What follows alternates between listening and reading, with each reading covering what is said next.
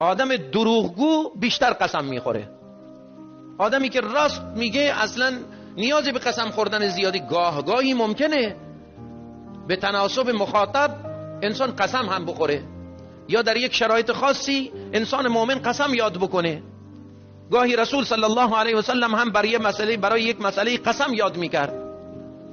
لکن این که چپ و راست انسان عادت داشته باشد به این قسم بخوره، حالا خیلی هم عادت دارن، این بحث رو قبلا مطرح کردیم دوباره بازخوانی نکنیم، به مسائل قسم میخورن که دیگه قسم خوردن هم حرام است، به چیزهایی قسم میخورن که کفر و شرک است.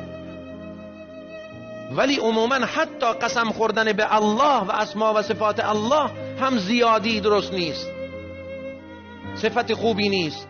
انگار که طرف به خودش هم اعتماد نداره، حرفهای خودش رو در دل خودش هم تکذیب میکنه.